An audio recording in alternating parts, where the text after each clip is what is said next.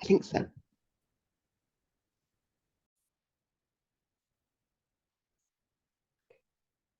All right, welcome everybody to this webinar about the Harrison Goodall Fellowship. To start, I want to remind everybody that this is being recorded and the recording will be made available for your review. After this, we'll have it posted on the website.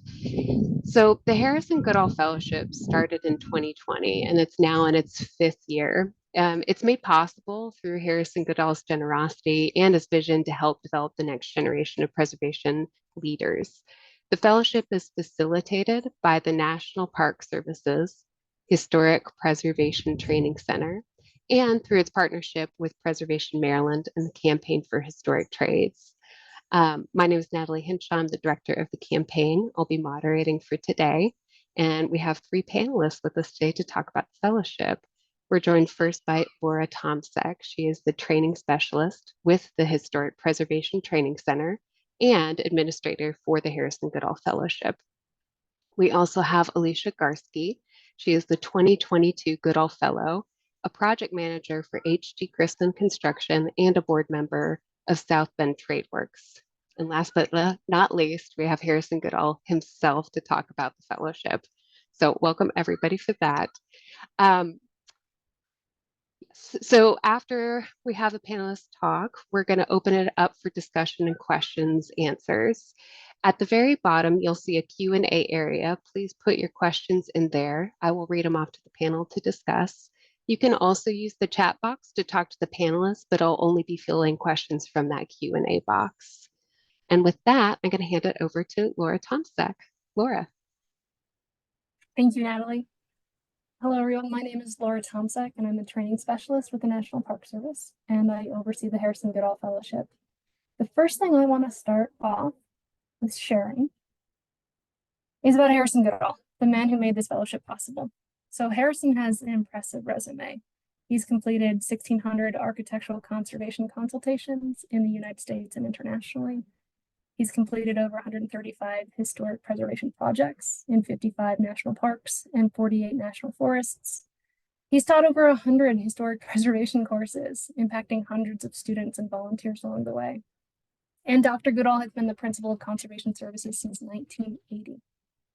In the words of Harrison Goodall, preservation changed my life, and I'd like to see it do the same for others. And Harrison did just that. The Harrison Goodall Fellowship, as inspired by a gift from Harrison Goodall, made possible by Preservation Maryland, it aims to develop fellows into the preservation leaders of tomorrow. So this year-long fellowship opportunity is meant to focus on your professional development, to expand your network and resources, and to learn leadership competencies. So fellows undertake capstone pursuits that will make a meaningful contribution to the broader field of historic preservation and support stewardship of historic resources nationwide. At the completion of the project, the fellowship awards $10,000 to really celebrate the fellow for their hard work and their contribution to the field. So going into program requirements, the program does require that you conduct work on your pursuit independently within the 1-year time frame. It does require you to select and work with a mentor in addition to the fellowship committee, and to focus on your professional development. We also require that you actively share the results of your pursuit with the wider preservation community, which does include posting a recording of your final presentation on the websites, a PreserveCast, and updating your fellow website with your pursuit materials. So looking at the application process for a minute, this opportunity is open to preservation professionals, tradespeople, students enrolled at least part-time in a preservation-related degree program, and federal and non-federal applicants are encouraged to apply. How do you apply? On the website on historictrades.org/Goodall. And the application period is open. It's open now through April 5th, 2024. You apply online, and then selected applicants are contacted for an interview, with the selection committee, which will occur by June 2024. So let's look at types of pursuits that would be considered.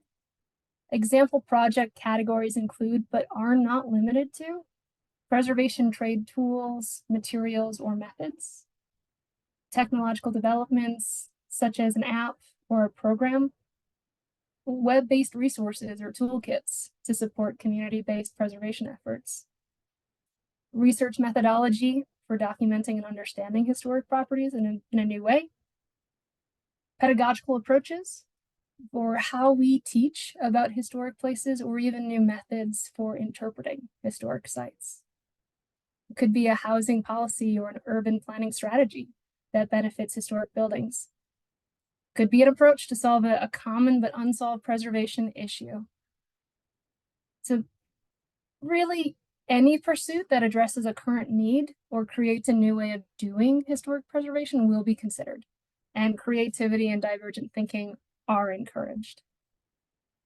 So with that, I am going to stop this screen share and turn it over to Elicia to share more about what her fellowship experience was like. Elicia?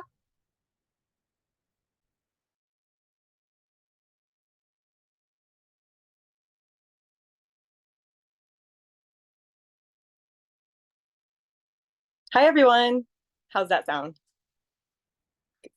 Okay. I'm Elicia Garske, and I am very proud and humbled to say that I was selected to be the 2022 Harrison Goodall Fellow. At that time, it had a little bit longer of a title. Innovative was in there too. And I applied for it thinking that it was just like anything else I had ever applied for with any public agency or nonprofit that I had worked for or with. I thought it was a grant. So I tell this story and kind of jokingly, because through the process you apply, and I identified our main partner at the time. So I connected with that non-for-profit and said, I'm applying for this grant on our behalf. Well, then you have an interview with the committee, and it still didn't exactly become apparent to me that this was something different than a grant. So I'm just, planning this thing that we're going to do, working with this nonprofit, South Bend Trade Works, and find out that I was selected for the fellowship. And it really did take about a week before it hit me that this was something that I was selected for, and not necessarily the project that I was doing with South Bend Trade Works.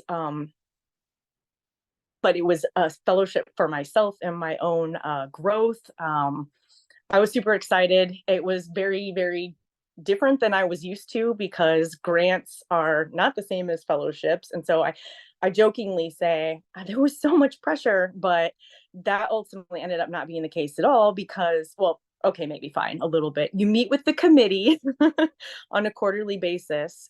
Harrison is there, and let me just say off the top of my head, I have 5 other committee members. Can't exactly remember, but they were all available in one place every quarter to hear my progress and to guide me with my next steps. And that was something totally different that I had never experienced through a grant. Like, nobody helped me. I didn't have a mentor. It was so refreshing that when I would make some progress, I would have a committee to bounce my ideas off of and get feedback from. And they're all preservation professionals, which is really important to me, because the project that I got awarded to do, called the TradeWorks Field School,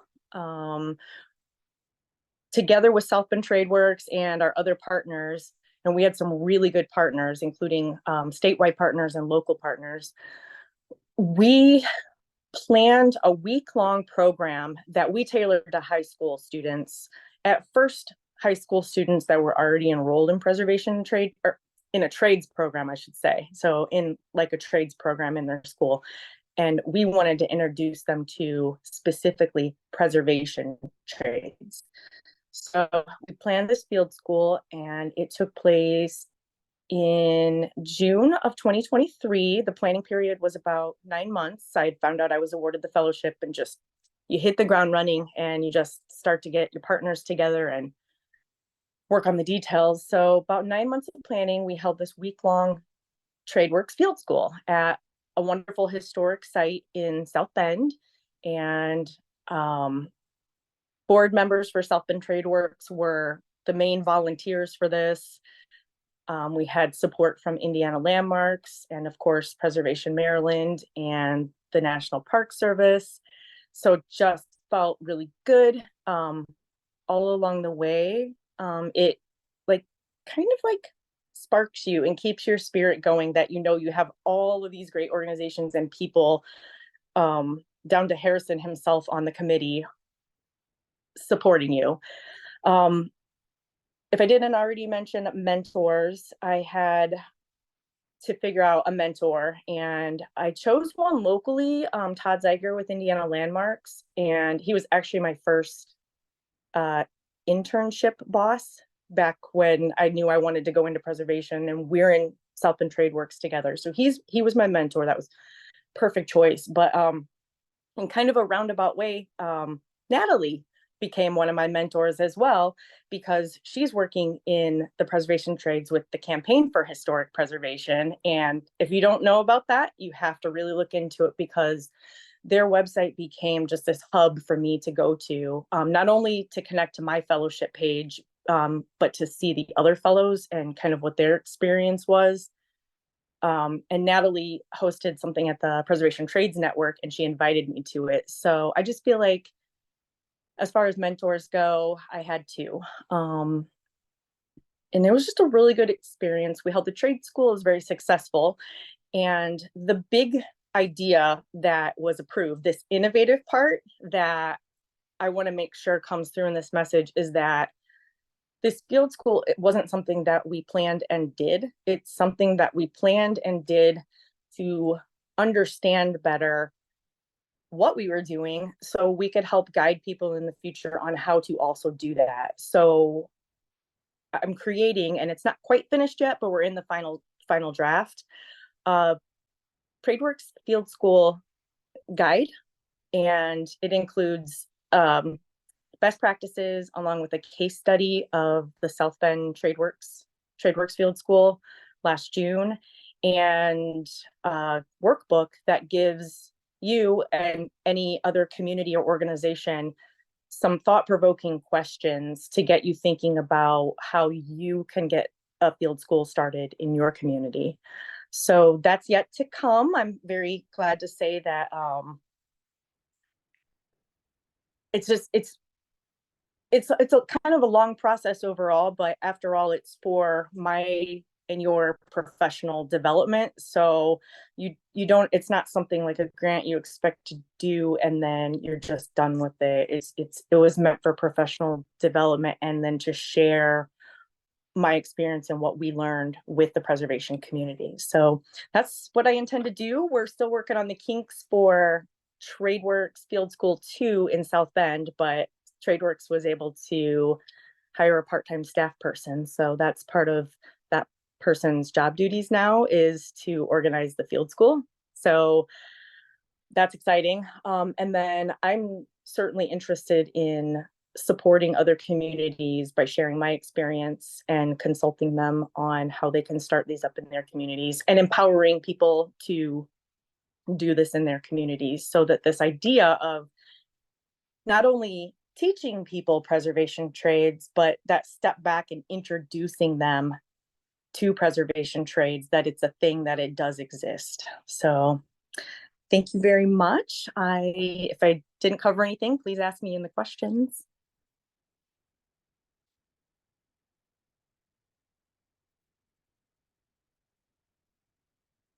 I'll mute. Yes. Thank you, Elicia. Yeah. Yes. And we'll pass it on to Harrison to close out on some notes about the fellowship. And then we'll open up the floor to questions to everybody. Harrison?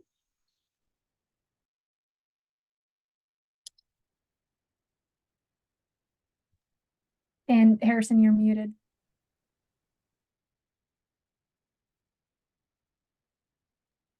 Sorry about that. Am I back on now?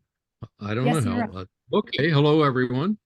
I'm Harrison Goodall, and I am here to report to you that I have an incurable disease called passion, and passion for preservation. And it's something that I acquired actually a little over 50 years ago. Um, and I find it totally incurable. It just keeps growing as I go along.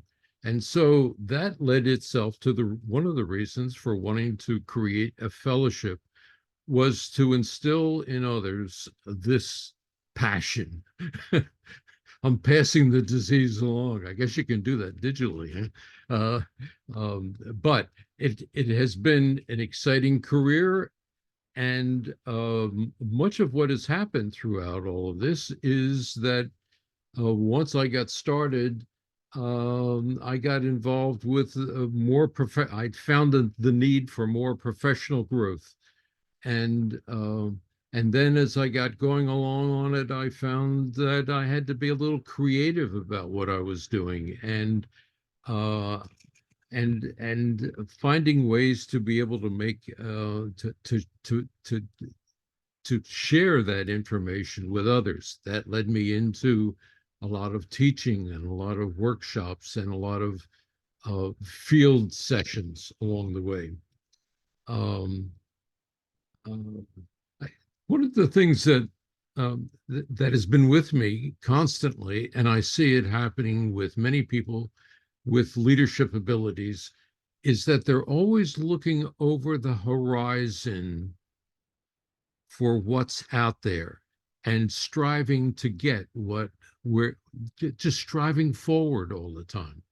And so that's really one of the things that I would like to instill with this fellowship, regardless of what your project may be, is that as a professional that you're looking forward to the next thing. I can do this. I can do this. Sometimes it gets a little scary, but I can do this. So um, after 50 years of doing this, I'm still in that mode, and I still have a lot of issues that I'm trying to resolve for myself. And if you become one of the fellows, that we will probably be talking about some of those things. So that being said, I'm excited that you're interested in the fellowship, and maybe you'll catch the disease as well. Thank you. Thank you, Harrison. I'm glad it's not a fatal incurable disease. Very okay. All Well, I don't right. know how to get rid of it, and I don't Yeah. want to either. Yeah. So we do have one question from the audience. If you have any more, please put them into the Q&A section. And it is kind of two questions in one, so we'll split it apart. The first one is, if we have a clear sense of the skills or expertise we'd like in our mentoring committee, but not a short list of specific people, does that count against our application? I'll take that one, Natalie. No, it does not count against your application if you can't name a short list of mentors. The idea is that you have those specific skills and competencies that you're looking for. And if you have issues finding someone, the committee, Harrison, everybody has quite an extensive network, and we'll work together to help find you that specific person. Answer. And we didn't quite touch on it. Are you able to talk a little bit more about the committee itself? You know, how big is it? How do you all talk about the applications? What are you looking for in them? You know, how do you discuss the different applications as it goes across? Yeah, I'll jump first, and then I'll invite Harrison to add some words onto that. So the committee is a total of 5 people in different historic preservation trades and experience and backgrounds. And so when we look at candidates and how we're going to rank them, it really comes down to the level of interest in their own professional growth and then the level of potential for influencing the field of their project. And that being said, if the project itself might not be, you know, at the national scope of influence, the committee actually will help and move that pursuit into that kind of level of influence. So again, if you're afraid that it's not, you know, good enough or not big enough in scope, there is still that process of working with the committee, as Elicia talked about, of kind of coaching and guiding into that area of scope and aspect that we're looking for. Harrison, would you like to add on anything? Yeah, well, and basically what is of interest here is having some influence, if you will, on the future, on passing off what you have learned or what your passion was, or what your project happened to have been that you have learned. It's not just for you. The hope here is that you're passing this on with others. And in the process of doing that, you'll find a set of leadership skills that'll just all happen to come together and making contacts with each other as time goes on. If there's one thing that our field of preservation needs are good leaders and aggressive leaders and people that are wanting to make a difference. And so that's the crux of this fellowship program. Thank you. Those are great answers. The second part of that question too is, I know the project should start in August, but when is the fellow notified? So we have the applications closing April 5th, and what we have set out as a goal by June that everybody will be notified. Is there anything else about that process we're speaking to? Is there any interviews that happen? Is there any communication back and forth, or is everybody just notified at once?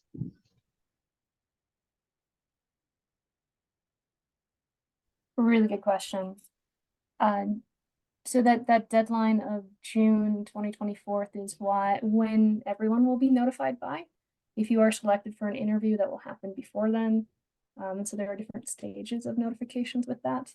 But that means that by June, you will know if you were selected, which gives you that amount of prep time before starting your pursuit in August. So there is that grace to have the time to execute it the way that you would like to execute. Perfect. Thank you. All right. And then we have another question. Could you please speak to the role of the individual fellow in involving project partners? Is this something we can consider in our prospective projects? And a thank you. I think in previous years, we had people ask if a group of people could apply, and functionally, we do have to have a single fellow. But Elicia, I think you'd be really good to answer this too, because you did involve some project partners.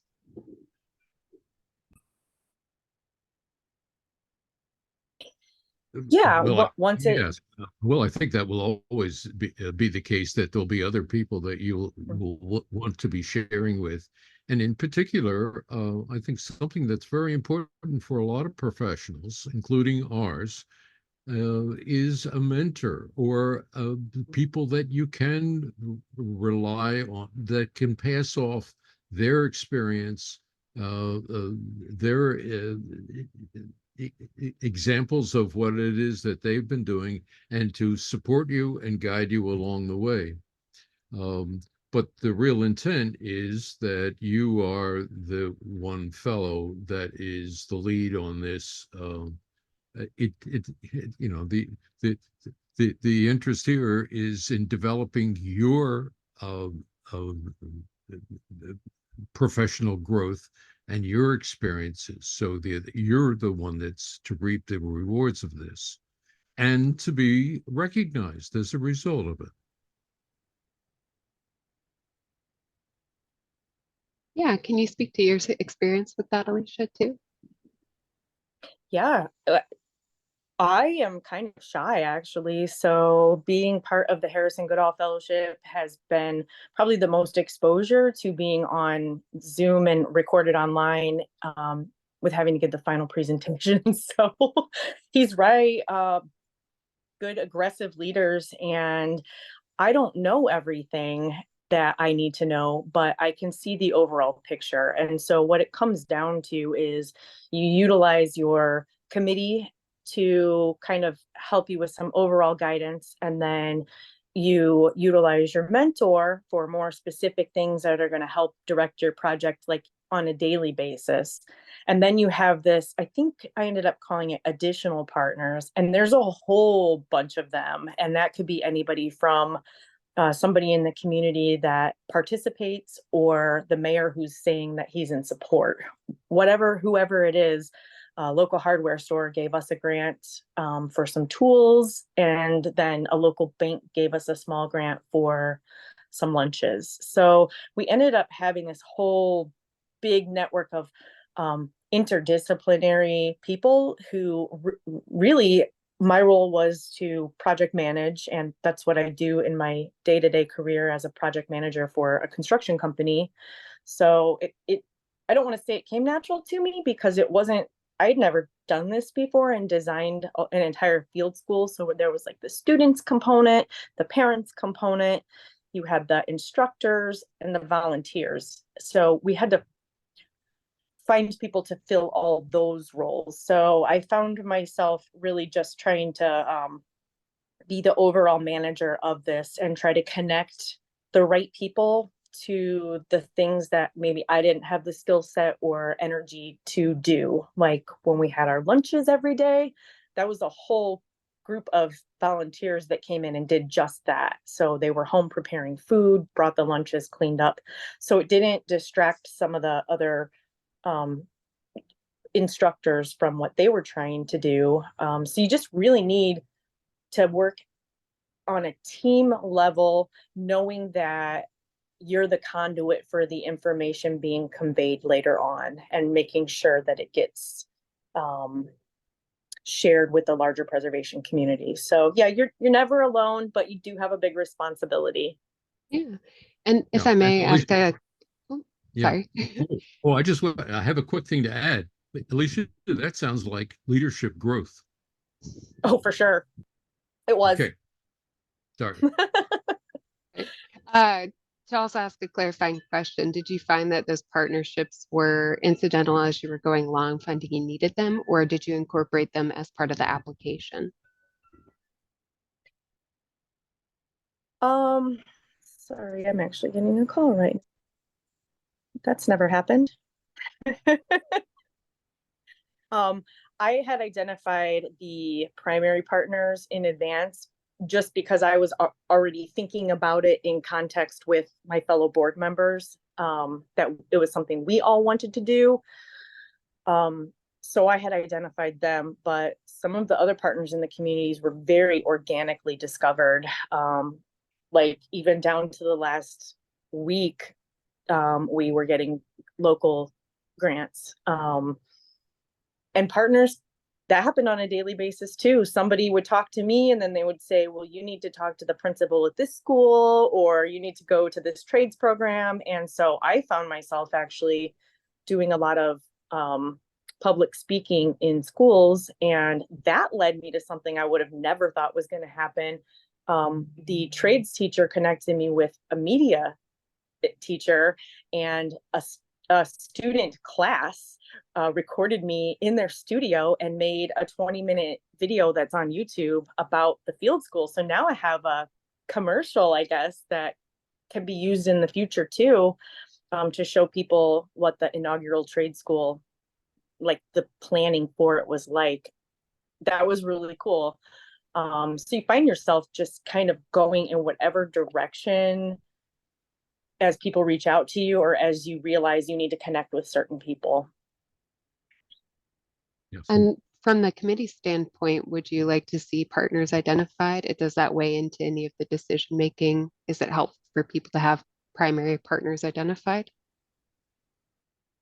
I think so. I think that's helpful, and it brings it's really becomes a sort of a team action, if you will. But that's part of the whole business of that professional growth of working with partners and being a part of what you're doing. And we're all doing that. And I think that's an important thing and certainly is acceptable. And it brings more people into the whole business of preservation and what it is we're doing and why we're doing it. And so, like what Elicia was doing, it was just not Elicia. She was really educating the community of the importance of preservation for that community. And those are the kind of values that I'd like to see happen. Laura, did you have anything to add? And I will add on to that. I agree with Harrison. It definitely doesn't hurt to have primary partners or a few partners identified, just that you have an idea of the scope of your pursuit. But I think that also fits with the innovative nature of this, that we're trying to create something new. And since it's new, it's not necessarily always defined so prettily as saying, these are my partners and that's the project. We understand that things morph and evolve and change and shape.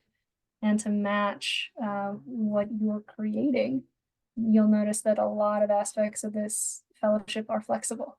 Like, we're not like, oh, Elicia, no, you can only use the 3 partners that you identified. We're like, no, like, bring them in. You're expanding this. You're increasing the reach of this project. And that's what innovation is all about. Well, we don't have any more questions from the gallery of attendees, but I wanted to pose it to any of you all if there were any points that you thought were worth going over that we didn't get a chance to cover.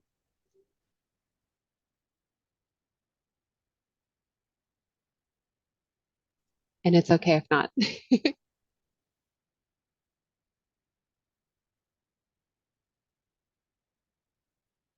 I have one question for Elicia. We've talked a lot about this concept of leadership, right? And to be even an aggressive leader, but I would just say as a leader in the field of historic preservation, I just wonder if you can speak to the prospective candidates to not be intimidated by that, or a little bit about what your experience was in calling or claiming yourself as a leader. Yeah, well, I feel like I am kind of shy. I mentioned that, not in the sense that I'm not able to connect to people in person or, virtually. It wasn't that. It was just that I kind of keep my head down and do my thing. And so I'm just really kind of moving along in the community, doing my thing. And I've been in that same community for a while. So I've acquired a lot of friends and colleagues who are also doing their thing, and they align with or intersect. It doesn't have to be the same thing as mine, but each one of us can add to what the other one has to offer. And in the community that I'm in, I've been working with preservation and homeowners and trying to get DIY people interested and being trained, and increase the amount of contractors that work in preservation. So this has been going on for over a decade in my particular life. So I already had a lot of people that I already knew were part of our community, but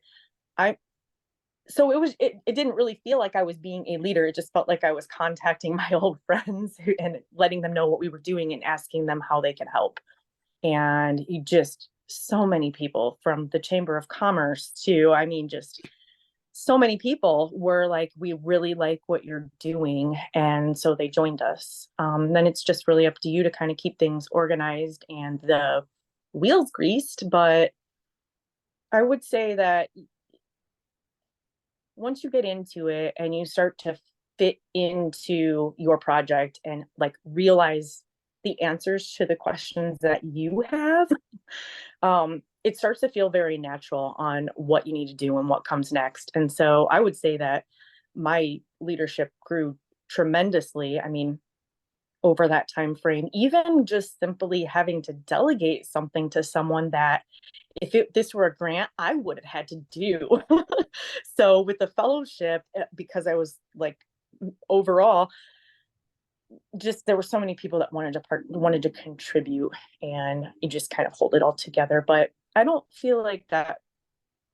It was pretty natural. You shouldn't feel pressure in that way, because after all, you are the expert and researcher of this idea. So you probably want other people to understand it like you do. So you do a little educating and bring more on board, and then you move forward as a team and build this thing. Nobody wants to do anything really alone, so you just keep an open mind on who might join you. Elicia, that sounds very much like confidence building. And it's another value that we are looking for in leadership and in good management and individually. So I commend you on your honesty of talking about that, but it really is an important value in the personal development and professional development of all of us. Thank you. Well, thank you all. I think this was very informative for everybody, a good chance to get some feedback, some good ideas for more FAQ that we can put onto the webpage as well. I put a few links into the chat for you to follow. The website for the Goodall Fellowship has information about the application, the link to the application, as well as that portfolio of previous fellows, like Elicia mentioned. It's really helpful to go through and look at what is the committee looking for in different ideas and how to frame things. So all of that is there. I encourage you to look at it and also look at all the different projects. And with that, I think we will end our webinar for today. Thank you everybody for joining. And thank you panelists for coming on. Well, all right. thank you all. Thank you everybody.